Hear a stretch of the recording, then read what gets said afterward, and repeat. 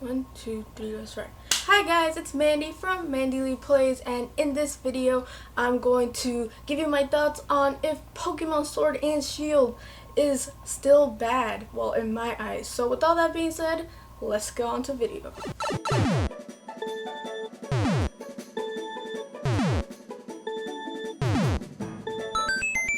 Alright, so it's no surprise that I was pretty critical of Pokemon Sword and Shield. Actually, I still am to some extent, because it did not deliver on, kind of the staples of a Pokemon game via national dex, and the graphics didn't really look like it was a console Pokemon game.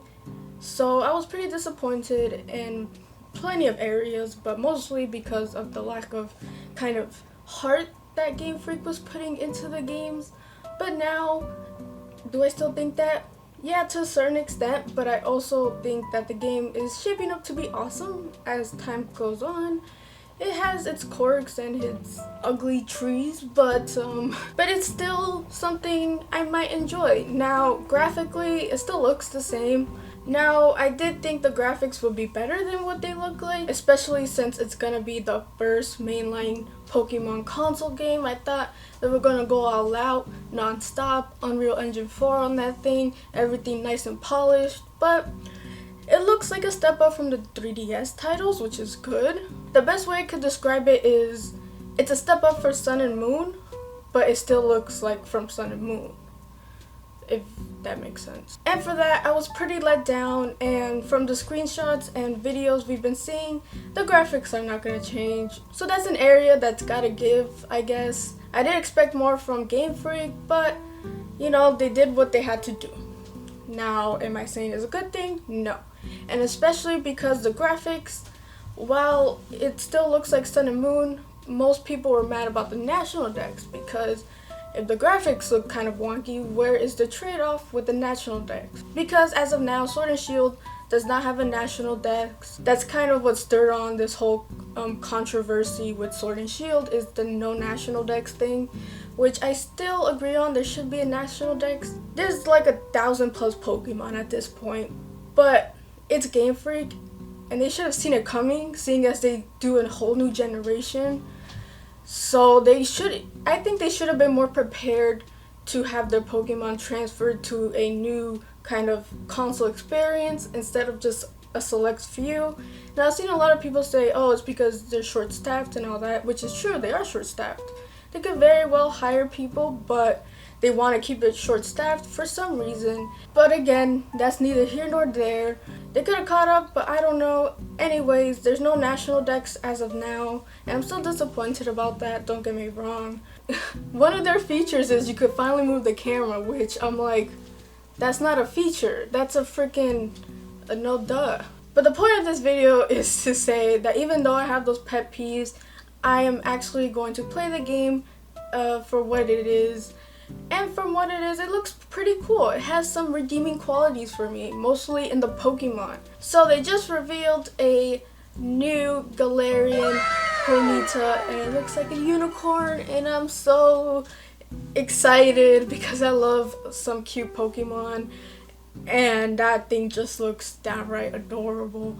And the unicorn too, I'm sorry, but it's exclusive to Shield, which is a bummer because it has nothing to do with shielding, but that's neither here nor there. And then they added a whole bunch of other Galarian forms of the original 150 Pokemon, which is just awesome. That is the best way to reuse Pokemons in my opinion, because it makes sense. Evolution, wherever they are, they're different looking.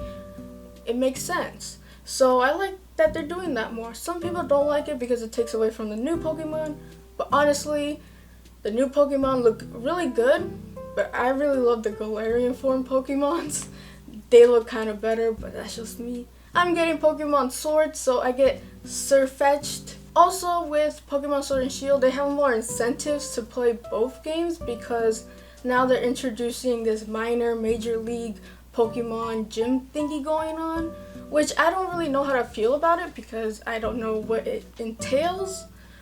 But Suffice to say, you got like 18 gyms between the two games, and depending on which version of the game you have, it determines what types of gyms you will encounter in the major leagues. Now, I don't know about the minor leagues, if you could do them post-game. I hope they go the route where everybody has all the gyms, it's just they're different minor major leagues depending on which version of the game you get, because I don't want a exclusive gym to be on an exclusive title, because that's pretty weird. So I don't know how they're gonna set it up, but hopefully it's where each version of the game gets all the opportunities, but just in a different order. So yeah. And now the story of Pokemon Sword and Shield, I still don't know much about it, but it looks interesting. There's room for kind of a lot of things to go on. I mean, it's obvious Team Yell is not the big baddies, unless they are, then that's weird. But I'm still hoping that Game Freak, experiments a little with the story and narrative of Pokemon, actually go into lore pieces, not necessarily just focusing on battling each gym, playing the champion, Elite Four kind of thing. I want them to go into the lore of Pokemon, because Pokemon does have a lore. It's very confusing because it doesn't make sense, but it's very interesting if you really take the time to look at it. There's a lot of things they could do with this story of Sword and Shield, and I just hope that they do it well. So, yay.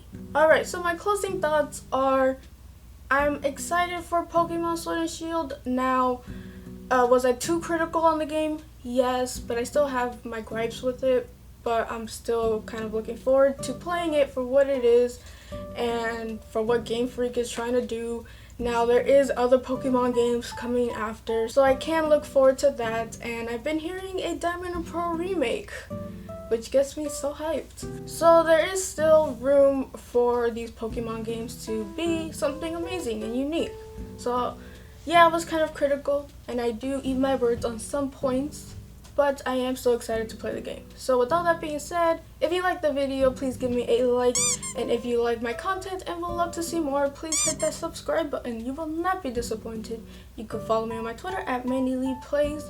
Please tell me what you guys think in the comments down below. Are you hyped? Are you not hyped? Why? Why not? And with all that being said, I hope you guys have a beautiful day and play a good game. Bye!